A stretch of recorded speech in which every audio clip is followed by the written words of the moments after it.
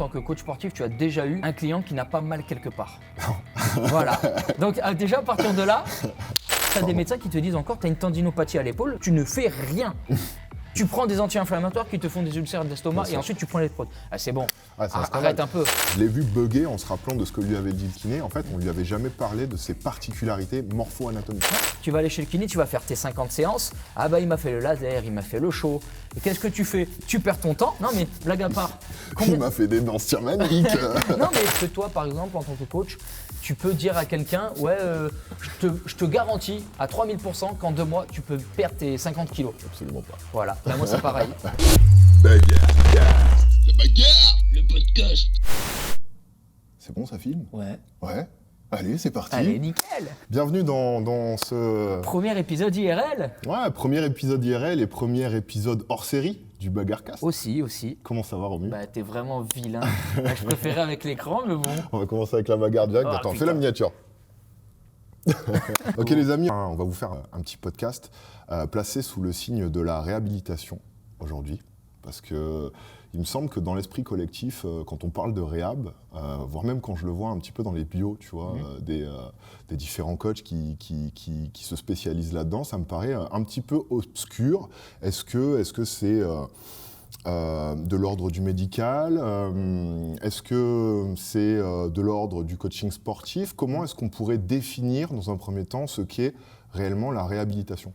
Alors, déjà pour remettre du contexte, en général les gens que tu vois sur les réseaux parler de la réhab, souvent c'est juste en fait, tu vois des mecs faire des exercices sans poids. Ouais. Ou juste des trucs qui sont un petit peu moins conventionnels qu'on a l'habitude de voir en salle. Genre de la mobilité articulaire. Voilà, des c'est trucs, principalement la première chose que les gars ils vont te faire, c'est mobilité articulaire, sauf qu'en fait c'est pas de la mob qu'ils font, c'est pas de la mobilité, c'est simplement des étirements dans des positions qui ne sont pas dites étirements classiques. D'accord. Quand on te dit étirement, tu vas penser à ça ou toucher tes pieds par exemple.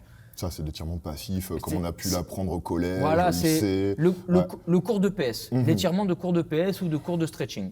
Eux, ils vont venir te dire que c'est de la mobilité, mais parce qu'ils sont en position de squat. Waouh, non, tu es juste en étirement passif. D'accord. La mobilité, c'est du travail de force.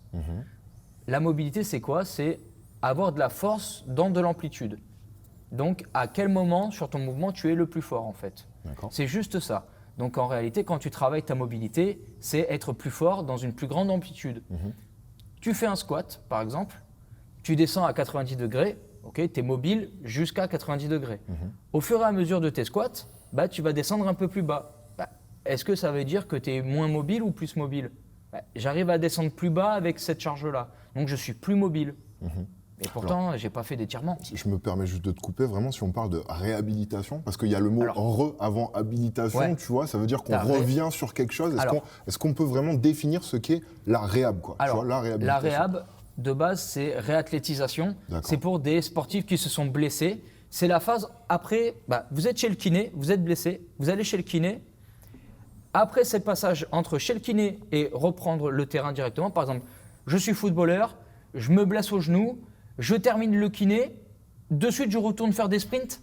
C'est normal que ça pète. Il faut qu'il y ait une phase d'adaptation. C'est ça. Ouais. Cette partie de réhabilitation, c'est la partie en fait juste au milieu. J'ai terminé le kiné, mais je ne suis pas 200% pour reprendre le terrain. Du coup, j'ai une petite phase de transition où je vais revenir plus doucement en fait, à mon activité de base. Super. Moi, j'ai une question vis-à-vis de ça. Donc du coup, là, tu m'as parlé vraiment pour des sportifs de haut niveau ou pas. Est-ce que c'est quelque chose qui peut s'adapter à monsieur, madame, tout le monde suite à une blessure? Alors, ça s'adapte à... À quel moment est-ce qu'on parle de réhabilitation et non plus de kinésiologie? Tu vois ce que je veux dire? C'est quoi la différence entre un kiné, un coach en réhabilitation et donc du coup... la question sous-jacente à ça que j'allais te poser juste après, je t'en pose deux en une. Est-ce que tu es toi-même habilité à appeler tes élèves des patients? Alors déjà, dire que quelqu'un est un patient, j'ai pas le droit, je suis pas médecin. D'accord. Donc déjà, à partir de là, tu n'as pas de patientèle, tu as que de la clientèle. Tu as passé une formation annexe pour, moi, j'ai passé des formations annexes qui, c'est des certifications, que ce soit canadiennes ou même françaises là-dessus. En termes de certif, la plus connue, je pourrais sortir May Rehab You. C'est une Canadienne qui fait ça. Moi, personnellement, celle-ci, je ne l'ai pas faite parce que par rapport à ma vision des choses, quand tu es au Canada, tu peux te permettre de toucher les clients comme un kiné. Moi, non. Et c'est pour ça que moi, je peux me permettre de le proposer à distance. D'accord. Mes suivis de réhab, par Ça exemple. va venir, je l'ai prévu dans le fil des questions. Je sais. Voilà. Donc ouais, t'es pas habilité à appeler tes... Alors, non, je suis pas kiné, je suis pas médecin, donc pour moi, ce n'est que des clients, c'est pas des patients. Ok. Et la limite entre justement réhabilitation et kinésiologie, est-ce que c'est quelque chose qui se complète? Est-ce que c'est quelque chose qui est différent? C'est quelque chose qui se complète. Moi, par exemple, le cas le plus récent, un témoignage que j'ai posté là récemment sur Instagram, je l'ai super intéressant d'ailleurs. Ouais, merci. Je l'ai reconduit vers un kiné et on a travaillé en synergie. Yes. Elle me disait, ok, mon kiné m'a fait faire tel et tel exercice, ok. Est-ce qu'il y a besoin d'adapter ou non la charge de travail, rajouter plus d'exercices? Ah bah non, celui-ci tu l'as déjà fait avec ton kiné. Celui-là on peut l'enlever du coup. On a juste travaillé en synergie. La différence entre du coup moi ce que je propose et un kiné, c'est que le kiné, tu vas l'avoir en présentiel, il va te palper. C'est-à-dire que tu te blesses au genou, le kiné il va venir, il va te poser les mains sur le genou, te poser ou non des électrodes, faire ou non de la manipulation. C'est ça la différence. Donc classiquement, toi, tu n'es pas habilité à toucher l'élève. Tu es blessé au poignet, je n'ai pas le droit de faire ça. Par contre, j'ai le droit de te donner ou de te montrer des exercices par rapport à ce poignet-là. Ouais, de faire travailler en amplitude avec l'accord de l'élève, le faire bouger lui-même. Voilà, c'est ça. Est-ce que monsieur, madame, tout le monde peut venir te voir pour faire de la réhabilitation? Est-ce qu'on parle juste de réhabilitation sportive ou est-ce qu'on parle de réhabilitation dans la marche du quotidien? Moi, je vais te donner un exemple tout bête. Est-ce que toi, en tant que coach sportif, tu as déjà eu un client qui n'a pas mal quelque part? Voilà. Donc déjà, à partir de là, on sait d'où. Ensuite, souvent, les gens, quand ils viennent me voir, je suis le dernier rempart. C'est-à-dire qu'ils ont fait tous les médecins, tous les chirurgiens, tous les kinés. C'est ce que j'ai cru entendre dans le dernier réel que tous les kinés possibles, inimaginables. Sauf qu'en réalité, ce qui va se passer, c'est qu'en fait, quand tu as la vie médicale, j'ai mal à l'épaule, le mec va venir te regarder à la loupe que l'épaule. Il ne va pas prendre en compte, il ne va pas venir prendre en compte peut-être que tu as le coude, peut-être que ça vient de la hanche. Les chaînes motrices, les déséquilibres nerveux. La différence qu'il va y avoir, c'est qu'un kiné, à proprement parler, quand tu prends mot à mot, c'est un médecin du mouvement, si tu veux. Sauf qu'en réalité, quand tu vas voir un chirurgien, le mec, ton bras, ton épaule, le mouvement anatomique, c'est il peut faire ça, ça et ça. Le kiné va arriver, le chirurgien il va arriver. J'ai mal, t'as pas le droit de me manipuler. Le chirurgien va venir te gigoter dans tous les plans de l'épaule. Par contre, il va jamais venir. Ok, mais est-ce que tu as assez d'ouverture thoracique? Est-ce que tu as le bassin qui bouge correctement? Est-ce que tes chevilles n'ont pas quelque chose qui fait que ça vient compenser sur les chaînes supérieures? Et il ne va jamais prendre en compte tes entraînements, ta charge, donc ton volume, le nombre de séries, à l'intensité à laquelle tu fais ça. Et est-ce que ton mouvement est correctement adapté à ta morpho ou pas? Parce que... non, laisse-moi finir. Non, mais t'as raison. Non, mais je plus sois en fait. Je suis totalement d'accord avec toi. Moi, personnellement, c'est très rare. J'ai jamais eu un médecin qui est venu, qui m'a dit « Montre-moi des vidéos de comment tu t'entraînes. Fais voir comment tu bouges. » Ce matin, j'ai eu un coaching avec une fille qui a des fémurs extrêmement longs, tu vois, je veux dire. Et donc, on avait des petits problèmes. Alors, je sais plus c'était quoi, sur quel mouvement. Bref. Je me permets de rajouter un truc. Ce n'est pas la morphologie. Il faut la prendre en compte. Ouais. Tu sais que tu vas avoir plus ou non de facilité à te blesser sur une zone, mais ça ne veut pas dire que tu es inapte à faire le mouvement non plus. Bien sûr, non mais c'est ce que j'allais dire. Et donc tu vois, en fait, si tu veux, c'est une personne qui sort d'une blessure et qui a énormément l'habitude de travailler avec des kinés. Et quand je lui ai dit qu'elle n'était pas faite pour faire du soulevé terre parce que techniquement elle a les fémurs extrêmement longs et quand elle se baisse, en fait, elle met une tension mécanique monstre, voilà, sur le bas du dos parce qu'elle est obligée de tenir sa barre loin, tu vois. Et en fait, je l'ai vu bugger en se rappelant de ce que lui avait dit le kiné. En fait, on lui avait jamais parlé de ses particularités morpho-anatomiques. Ouais. Spécifiques à elle, tu vois. Le mec, tu viens le voir, tu lui dis j'ai mal à l'épaule. Là, par exemple, j'ai mal au dos. Bah, le mec, il va regarder que le dos. Il va jamais rien prendre en compte. Ouais. Il faut prendre en compte, il faut que tu... C'est sûr que si tu regardes à la loupe là où tu as mal, le mec va trouver tous les trucs possibles et imaginables. Donc en fait, par-dessus ce truc de réhab, tu viens apporter ta vision un petit peu holistique aussi de tes compétences que tu as acquises dans l'étude de la bioméca, de la morpho-anatomie. Quand tu as mal quelque part, il faut prendre tout ça dans sa globalité. J'ai eu des mecs, des blessures à l'épaule qui partaient des chevilles. Ouais. À force de compenser. Enfin, je dis peut-être que ça peut être flou. Oui, voilà. Mais moi, ça me semble logique, tu vois. Ouais. Mais la cheville, elle bloque. Ça fait que le genou va venir compenser, la hanche va peut-être remonter et du coup, l'épaule va basculer. Ah c'est pour ça que j'ai mal à l'épaule. Mais oui, c'est sûr que tu vas aller chez le kiné, tu vas faire tes 50 séances. Il m'a fait le laser, il m'a fait le chaud. Et qu'est-ce que tu fais? Tu perds ton temps. Non mais blague à part. Il m'a fait des danses magnifiques. Non mais le mec, déjà, en général, les gens ils sont choqués. Ah c'est bien, le mec m'a juste massé. Ok, d'accord. Il m'a pas mis les bandes de show, il m'a pas mis les électrodes. Les gens, pour eux, c'est un truc incroyable. Mais par contre, à quel moment ton kiné, il a checké ton mouvement de comment tu bougeais dans ton entièreté? Et que ce soit sportif ou non. Hein. Bon, après, sans jeter la pierre non plus, il y a Bien quand même sûr, bien beaucoup de sûr. kinés qui s'ouvrent de plus en Oui, plus bien à sûr, ce ça, je dis truc-là. pas le contraire. Les tendances vont de plus en plus vers le mouvement. Bien sûr. Avant, on te disait, quand tu es blessé, il ne faut pas bouger. Maintenant, de plus en plus, les kinés essaient de s'ouvrir. Tu as Major Mouvement aussi Bien qui fait un sûr, travail formidable là-dessus. mais tu as encore des médecins qui te disent... T'en as encore, effectivement. Tu as Pardon. des médecins qui te disent encore, tu as une tendinopathie à l'épaule, genre tu as une inflammation à l'épaule, ils te disent tu ne fais rien. Ouais. Tu prends des anti-inflammatoires qui te font des ulcères d'estomac Bien et sûr. ensuite tu prends l'électrode. Ah, c'est bon, Ouais, c'est un scandale. arrête un peu. Je t'explique comment je me suis fait mal si je ne sais pas. Est-ce qu'il n'y a pas autre chose que de voir, ah bah ouais, bah mets de la glace. Ah mais c'est bon, tu m'excuses, hein, mais j'ai bossé en usine. Il y a des mecs, ils ont la quarantaine, ils ont autre chose à faire que de passer leur temps à se glacer l'épaule. Non, et puis je pense que c'est une question aussi d'habitude quotidienne, Bien sûr, bien de sûr. mouvement. De toute manière, ce que te fait faire le kiné dans l'espace de son cabinet, c'est quelque chose que tu vas devoir reproduire chez toi, Bien sûr. petit à petit, dans ton quotidien. c'est aussi- Et si tu ne le mets pas en place, ce genre d'habitude, tu ne guériras pas Et ton truc. c'est aussi peux- l'un des problèmes. C'est que, par exemple, une très grosse majorité des gens vont chez le kiné, une fois qu'ils sortent, Ouais, ils ne font plus rien. C'est fini. Mais c'est comme le sport et le NEAT. Hein. Bien sûr, bien sûr. C'est comme la muscu et le NEAT. Bien hein. sûr, bien sûr. Mais le problème, c'est que les gens, moi, quand je leur propose ça, ils ont du mal à comprendre qu'en fait, il faut le faire tous les jours. Oui, mais j'ai fait le kiné, c'est quoi ce qui est différent entre toi, Romu, et un kiné? Moi, la différence, c'est que moi, je te propose un plan adapté par rapport à tout ça, à une adaptation de ton entraînement Eh bien global. justement, venons-y. J'ai une question par rapport à Vas-y. ça. Donc du coup, ma question, c'est donc quand tu reçois un élève en présentiel, hein, non pas à distance, quel est le processus qui te permet d'identifier des pathologies, des déséquilibres moteurs chez ton élève? Par quoi est-ce que tu passes sans le toucher pour identifier ça? Alors déjà, comment tu t'es fait ça? Je suis nouveau client, je viens te voir. Ouais, j'ai mal à l'épaule. Ok. Est-ce que tu sais comment c'est venu? Tu as eu un accident, quelque chose? C'est venu à un mouvement précis pendant le sport ou c'est venu au fil du temps? Déjà, tu peux savoir. Si le mec il te dit qu'il a fait un contre une voiture, tu sais que ça va être un peu plus délicat. Voilà, par exemple, moi je suis client, j'arrive te voir et puis je te dis que j'ai extrêmement mal à l'épaule, ça irradie dans le coude et dans les deux derniers doigts de la main. Et c'est suite au moment où je suis tombé en scooter sur le côté que je me suis rattrapé sur l'épaule comme ça. Voilà. Là, moi je regarde et je vais te dire clairement, est-ce qu'il y a des mouvements que tu arrives à faire ou non, ou tu as mal constamment, que ce soit bras tendu, bras pliés ou non, si tu tournes ou pas ta main. Ok, moi une fois que je sais ça, est-ce que déjà tu as fait les examens médicaux? Ok, qu'est-ce qu'ils ont dit de Tu leur t'appuies côté? déjà là-dessus aussi. Bien sûr, Ouais. si tu as déjà eu des chirurgiens qui t'ont dit aucun nerf n'a été touché, aucun tendon n'a été sectionné, abîmé, quoi que ce soit.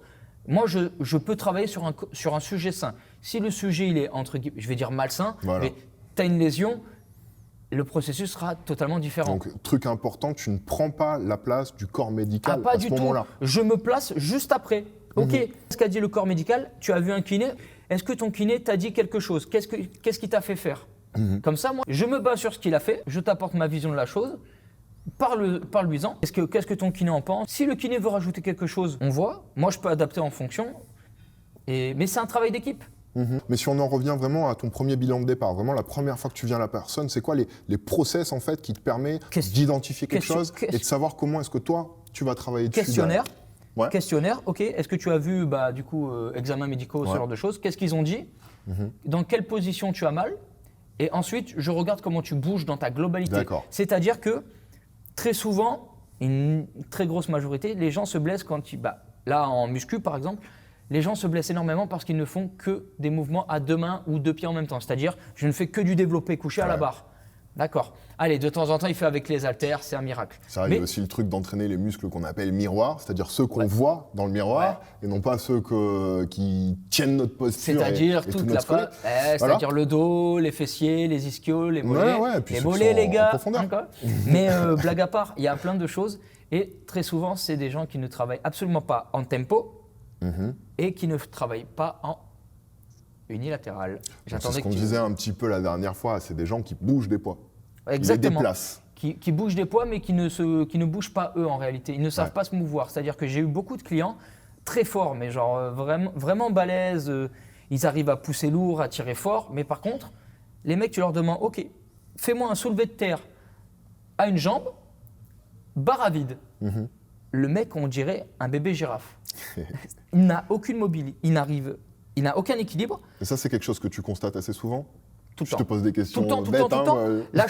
La voûte plantaire n'est pas active, c'est-à-dire que tu te retrouves avec des chaussures avec une semelle de 35 cm. Donc le pied se désactive, sauf que qu'est-ce qui se passe? C'est comme si je te dis, ta fondation, au lieu d'avoir des barres en acier, c'est des tubes en PVC. Tu te doutes bien que ça va péter au bout d'un moment. Okay. Donc ta voûte plantaire n'est pas active. Donc il va falloir déjà intégrer du travail pieds nus, juste pour réactiver la voûte plantaire. On en vient vraiment dans ce premier bilan. Donc il y a un premier questionnaire, ensuite tu fais se mouvoir la personne. Est-ce qu'il y a autre chose à la suite de ce premier bilan? Ouais, il faut que je check, il faut que je regarde dans tous les plans dans lesquels il bouge. C'est-à-dire, ok, en général quand tu es en muscu ou peu importe l'activité, tu vas venir bouger devant, rarement derrière, jamais sur le côté et encore moins en croisé. Et généralement, en plus, quand on tire derrière, on tire avec les muscles qu'on voit devant. C'est-à-dire qu'on Exactement, n'active pas les omoplates, on ne fait pas de rétraction scapulaire, on tire comme ça. Sans penser qu'en fait, il y a toute une chaîne de muscles qui se trouve dans le dos et qui sert à rapprocher les omoplates, les abaisser, les mouvoir. Et ensuite, il y a un autre point, c'est que souvent les gens s'étirent. Quand les gens se blessent, premier réflexe, il faut s'étirer. Quand je leur pose la question, ils ne savent absolument pas pourquoi. Ils sont incapables de me répondre. Sauf que… Et même pour faire le parallèle, même moi, quand on me demande en fin de séance est-ce qu'il faut s'étirer et que je leur dis que c'est pas nécessaire. Ouais, exactement. Et ils savent pas pourquoi non plus. Parce qu'on a cette vision du cours. Le problème, c'est que ce qui se passe, je te prends l'exemple tout bête, tout ce qui est, comment ça, GoWood, je sais plus le nom. En soi, c'est très bien sur le principe, des petits exercices de mobilité. En réalité, c'est que de l'étirement passif, avant séance. Le problème de ça, c'est que quand tu étires un muscle, qu'est-ce qui se passe? Il s'inhibe. Tu enlèves la tension, tu répartis sa tension musculaire. Sauf que souvent, en faisant ça, qu'est-ce qui se passe? Souvent, les gens le font sur les ischio-jambiers. Donc, j'enlève ma tension sur les ischio-jambiers, je leur enlève du travail. Qu'est-ce qui se passe? Inhibition des ischio-jambiers. Mais qu'est-ce qui va prendre le relais du coup? Les lombaires. Et après, je me retrouve avec des mecs qui ont des lumbagos. Éventuellement fléchisseurs de hanche dans certains cas également. Mais du coup, on revient à la trame principale. C'est un tout, mais il faut savoir en réalité… Tu les fais bouger. Comment il s'est fait ça? Est-ce qu'il y a eu un contrôle médical? Comment il bouge? Et comment il s'entraîne? D'accord. À la suite de ça. Donc en gros, ça, c'est ton premier bilan. Ça prend à peu près combien de temps? Un bilan comme ça? Tout dépend. Moi, en général, moi, je prends vraiment 45 minutes à 1 heure. D'accord. Ce qu'il faut en fait. Voilà. Okay. Parce qu'après, je parle bien sûr hors questionnement. Parce que s'il y a besoin, moi je prends un questionnement. Donc juste la mobilité, regarder comment il bouge, ça te prend 1 heure. Oui. D'accord, moi, je prends vraiment tout ça dans son ensemble. Donc parce en gros, un premier bilan avec toi. Moi j'ai des exercices de bilan qui doivent me faire. Moi demain je t'appelle, je veux un bilan avec toi, je veux commencer une réhab parce que je me suis blessé avec toi. Combien il prend en temps ce tout premier bilan? Alors, si c'est en présentiel, en soit, allez, 1h, 1h15, c'est plié. D'accord. Vraiment en prenant notre temps. Avec les questions, les trucs. Avec la totale, 1h, 1h15. Sinon, quand c'est en ligne, moi, ce que j'ai, c'est que je t'envoie une vidéo où dedans, tout est expliqué, des exercices de bilan. Tu as devancé ma question. Bien sûr. Oui, j'allais te poser à distance comment ça se passe. À distance, moi, je t'envoie, c'est simple. Tu vas avoir un questionnaire complet à me remplir. Ensuite, tu vas avoir une vidéo et dessus, tu vas avoir les exercices que tu dois m'envoyer. Dans quel angle exactement? Je te précise à chaque fois. L'exercice est celui-là, tu me le filmes exactement pareil que sur la vidéo que je t'envoie. Et tu me l'envoies. Moi, ensuite de ça, j'examine le mouvement. Et ensuite, moi, je te fais le compte-rendu en amont. Je te l'envoie par écrit ou par vocal. Et ensuite, directement, après, on a une consultation en visio ou aussi, là, on est dans la région, on peut se voir. Donc, ce premier bilan à distance consiste à… en fait, tu envoies du matériel avec laquelle la personne va devoir faire un petit peu ce processus-là. De te faire des vidéos à distance, etc. C'est ça, exactement. Elle t'envoie tout et ensuite, tu lui accordes un temps où, justement, il va y avoir des questions de poser, des trucs. Imaginons… Des questions supplémentaires. Toutes les questions, comment tu t'es fait ça a été fait en amont. J'imagine que… Mais après, bien évidemment, après je t'explique aussi tout le processus, le pourquoi du comment et comment on va… J'imagine que dans les vidéos que tu as prévues pour ça, imaginons qu'il y ait une personne en fait, qui a extrêmement mal quand tu lui demandes de faire un mouvement que tu veux. Est-ce que c'est marqué quelque part comment tu gères ça? Il me le dit. Il te le dit en amont, il te le dit, ou c'est marqué dans ton process Il me le dit, il me dit celui-là, j'ai pas pu le faire, j'ai mal. Ou sinon, si vraiment il est dans l'incapacité totale, moi je lui dis tu fais ce que tu peux. D'accord. Je veux quand même voir jusqu'à où. Parce que par exemple, j'ai mal à l'épaule, mais tu me dis oui. Tu veux faire une antépulsion et voilà, donc, du ou coup... jusqu'à où je peux monter. Ok, Ouais. ici c'est mon maximum, je peux pas plus, sinon j'ai l'impression que mon os va s'arracher. Ça me suffit. Mais j'ai besoin de voir jusqu'à où. Si tu me dis j'ai pas pu le faire, j'ai mal, mais t'as mal jusqu'à où? T'as mal quand t'as le bras qui est levé au-dessus de la tête, ou vraiment au niveau des yeux, ou au niveau du menton. Donc voilà, il faut quand même que tu m'envoies la vidéo pour que je puisse savoir quelle est la gravité. D'accord. En fait. Ok. Bah écoute, par rapport à ça, moi ça me semble très clair, un petit peu le processus que tu prends pour accompagner tes élèves sur un premier bilan ou quoi. Bon, moi je vais te donner un cas assez ciblé. Imaginons que je suis powerlifter. Ouais. Ou powerlifteuse, peu importe. On a fait notre premier, donc j'ai eu une blessure, ok, ou peu importe. En gros, si tu veux, on va dire que j'ai une attitude scoliotique qui induit un déséquilibre moteur des fessiers. Donc forcément, j'ai une fesse qui travaille un petit peu plus que l'autre. Comment est-ce que toi, tu vas élaborer la personnalisation d'un programme permettant de régler ou d'atténuer ce problème? Alors, Est-ce que tu pars d'un point de vue où tu vas essayer d'améliorer la force globale de la personne? Est-ce que tu vas régler point par point les déséquilibres moteurs? Explique-moi tout ça. moi j'ai une manière, je dirais, de procéder qui est générale. Fais voir comment tu bouges. Ok, je vais le voir. Il y a peut-être plus de rotation externe ou interne, par exemple. Donc, à voir quel balancement. S'il faut, quand il fait son squat, il va partir plus à droite ou plus à gauche. C'est venu avec le temps, ce genre de blessure. Alors, on va dire que, écoute, je suis en train de... C'est surtout sur mes soulevés de terre. Je remarque que quand je fais mes soulevés de terre, en fait, de plus en plus j'avance dans mes charges, plus je performe et plus j'ai mal au dos, en fait. Et que d'un côté spécifique. Ok. Tu vois, Alors, je sens qu'il y a un décalement du bassin. Je vais checker quel côté, justement, tu viens de le dire, bassin. Donc le bassin, il n'est pas fixe, c'est-à-dire qu'il a une amplitude articulaire et surtout, il repose sur deux poteaux, deux pieds, deux jambes. Donc je vais venir checker qu'est-ce qui est en premier en contact avec le sol? Tes pieds. Est-ce que tu as une bonne activation de la voûte plantaire ou non? Premier point. Donc déjà, tu vas me faire des exercices pieds nus. Voilà. Tu vas t'entraîner pieds nus pour activer ta voûte plantaire. De deux, est-ce que tu as assez d'équilibre? Si je te demande de te mettre sur un pied, et de me faire des exercices bien précis. Donc tu pousses, de ce que je vois là, tu pousses la personnalisation au point de quasiment créer ton programme avec la personne, quoi. Totalement. Ouais. Mais c'est le but. Non, mais moi je suis c'est le novice, but. je ne comprends C'est pas. le but. On va pas dire que je travaille comme ça dans mon domaine aussi, hein, Mais moi peut-être je suis candide, je ne comprends pas. Mais du coup, ok. Ah, mais peut-être qu'il a une cheville qui s'affaisse plus que l'autre. Ah, ok. Fais-moi un soulevé de terre à une jambe. Ah, là, je remarque que sur une jambe, la barre à 20 kg, barre à vide, tu me la soulèves d'une facilité déconcertante. Par contre, sur la jambe droite, par exemple, tu es incapable, tu trembles dans tous les sens. Ok, il y a un souci, c'est pour ça que tu as mal au dos, parce que tu as un trop gros déséquilibre. Il y a le côté gauche qui ne fonctionne pas comme le côté droit. Ça, c'est identifié déjà. Bah oui. Qu'est-ce qu'on fait? Qu'est-ce qu'on fait? Bah, tu vas bouffer du temps sous tension, Ouais. du tempo, et tu vas faire beaucoup d'unilatéral. Donc toi, tu es vraiment partisan de ce truc-là, de travailler à l'unilatéral. Bien sûr, comment tu veux réapprendre à ton muscle à travailler correctement et à travailler quand il doit travailler si tu ne fais pas ça? Moi, j'ai une question vis-à-vis de l'unilatéral. Donc là, on parle pour régler des déséquilibres moteurs, régler des problèmes de force ou d'activation. Pour rester là-dessus. Ouais, mais juste un truc. Ouais. Est-ce que on fait le même nombre de séries? Si tu préconises de faire de l'unilatéral sur un côté, est-ce qu'on fait aussi l'autre côté? Bien sûr. Ok. Avec la même intensité, la même Bien charge? sûr. Pourquoi? Ok. Parce que tu vas quand même avoir un... Comment ils appellent ça? Bon, je vais te... Le cross effect, c'est-à-dire qu'en gros, Bien sûr. tu sais de quoi je parle. Bah oui, bien sûr. Mais Pour depuis tout à l'heure, je sais de quoi tu parles. Voilà. En gros, ça a été prouvé que lorsqu'on est blessé, par exemple, je me suis blessé sur le côté droit, et ben travailler le côté gauche, va y avoir un transfert nerveux parce que en fait, le cerveau va quand même dire, de l'autre côté, ça doit travailler aussi pour pas le perdre. Il y a des études qui ont été démontrées sur des athlètes alités, complets, à qui on a fait faire des exercices mentaux. On va le retrouver, on va le mettre dedans. Ouais. Des exercices mentaux, et on a pu en fait constater que sur ceux à qui on le faisait faire et les autres, il y a eu un développement, ou du moins un amoindrissement de l'atrophie musculaire. Ouais. Tu vois. Parce qu'il y avait toujours cette innervation nerveuse. Bon, je vais arriver à le dire, t'inquiète. Mais moi aussi j'ai bugué la dernière bon, fois. Bref, Innervation. Ça touche les nerfs, les gars. Ça touche les nerfs. Mais du coup, pour en revenir à ça, moi je vais du coup te parler du schéma moteur. C'est-à-dire, quelle est la route pour que ton muscle se contracte correctement? C'est-à-dire, on va peut-être pas faire de schéma, ça va être trop compliqué. Ok.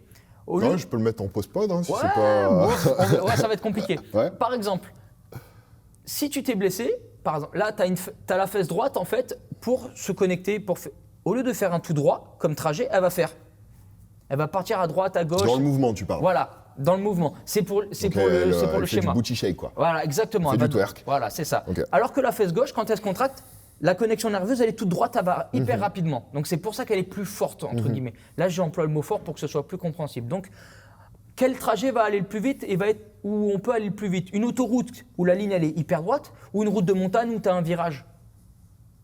Donc c'est ça la différence. Et en fait, le but là-dessus, ça va être de réapprendre, de casser, C'est intéressant ce que tu dis là. de casser cette route pleine de virages pour en reconstruire une toute droite pour aller beaucoup plus vite en fait. J'aime quand tu parles de droiture et de force.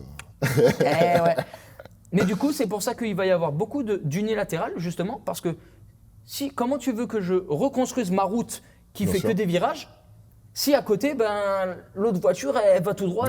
Donc c'est pour ça. Mais toujours, même si on travaille sur mais cette jambe-là, on va aussi travailler l'autre. Bien sûr, bien sûr. Pour pas non plus accentuer ce déséquilibre. Et aussi pour avoir toujours cet effet de cross-éducation, comme on dit. Le but, c'est de petit à petit casser cette route sinueuse, pleine de virages, pour la reconstruire plus droite, pour qu'ensuite, j'ai enlevé 3 virages sur les 5 que j'avais. Ah, ça va déjà mieux. Bah oui, c'est normal. Elle arrive à se connecter plus vite et plus fort. J'ai une autre question bête. On commence par laquelle ?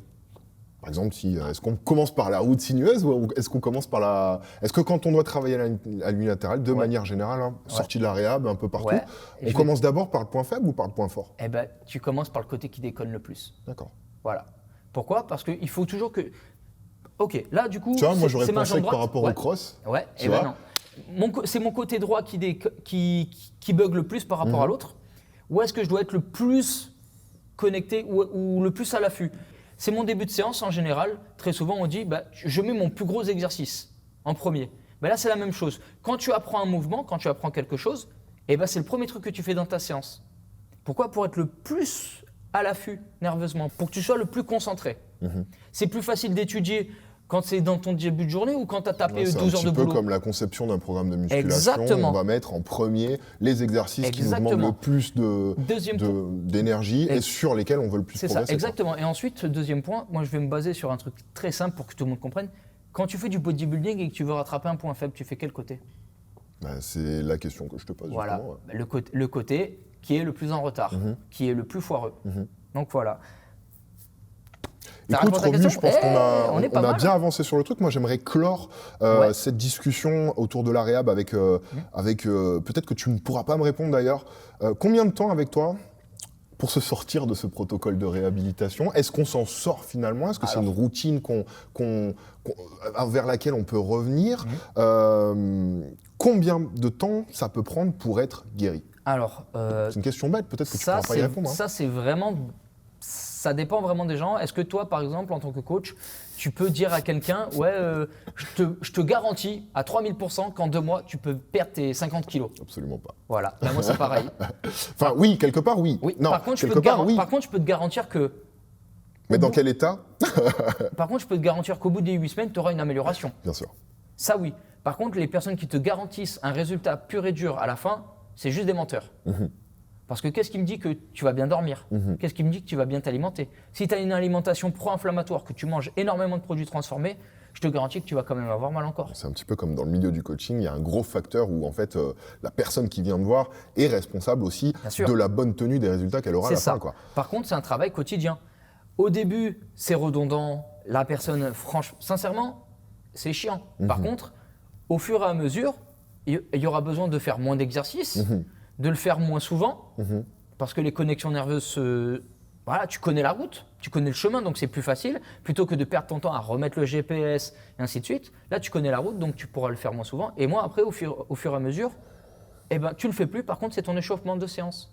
Ouais. Tu fais une séance pour le dos, ce que je te donne, les exercices que tu faisais par exemple pour tes problèmes d'épaule, ils vont être inclus justement dans ton échauffement. Et donc du coup ça devient une routine que tu fais tous les jours. C'est ça, exactement. Exact, super approche. Et voilà. Super approche. Écoute Romu, je pense qu'on a fait le tour là. On a fait le tour. Voilà. Écoute, moi je suis très content de cette petite discussion, c'était vachement intéressant. Ouais. Et puis on n'en parle pas, c'est surtout On l'a pas fait le speech, mais n'hésitez pas à vous abonner, laisser un pouce bleu, activer la cloche pour être au courant des dernières vidéos qu'on va faire. Exactement. N'oubliez pas, si vous avez des sujets, si vous voulez soutenir le podcast, on a fait une petite boutique. On a fait une petite boutique de t-shirts avec les meilleures punchlines qu'on va débiter pendant le podcast. Et surtout, si vous avez des sujets auxquels vous voulez qu'on aborde ou qu'au moins on jette un œil ou qu'on en discute, en commentaire du dernier podcast, à chaque fois. Yes. Et sur ce, on vous dit ciao. Des bisous. À la prochaine. Baggercast.